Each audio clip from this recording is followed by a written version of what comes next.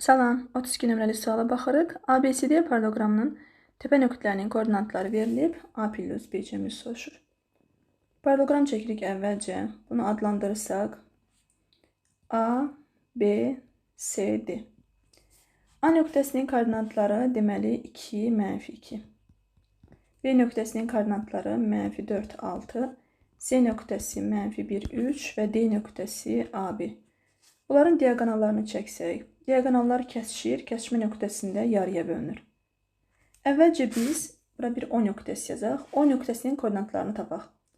O nöqtəsi AC diagonalının ortasıdır. Orta nöqtənin koordinatları necə idi? X1 üstəgəl x2 bölü 2. X1 üstəgəl x2 bölü 2.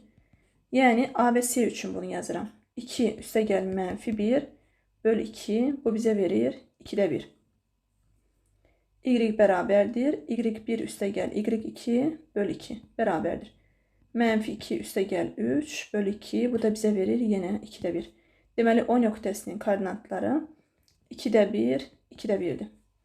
İndi BD diagonalına baxırıq. BD diagonalına baxın, burada çəkirəm ayrıca. B nöqtəsi, D nöqtəsi, burada da O nöqtəsi. O nöqtəsi həmçinin BD-nin ortasıdır. Çünki paralleloqramın diagonalları kəsişir, kəsişmə nöqtəsində yarıya bölünür. B nöqtəsi -4, 6'dır. D nöqtəsi də AB. Və O nöqtəsinin koordinatlarını tapdıq. 2-də 1, 2-də 1. Bu zaman bu BD diagonal üçün O nöqtə orta nöqtədir. Amma orta nöqtənin koordinatları var. Yəni olacaq 2-də 1 bərabərdir.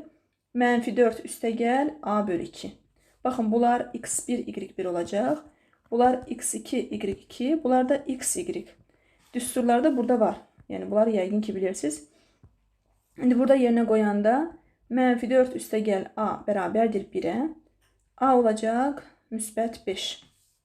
Sonra deməli 2'də 1 bərabərdir 6 üstəgəl B bölü 2'yə.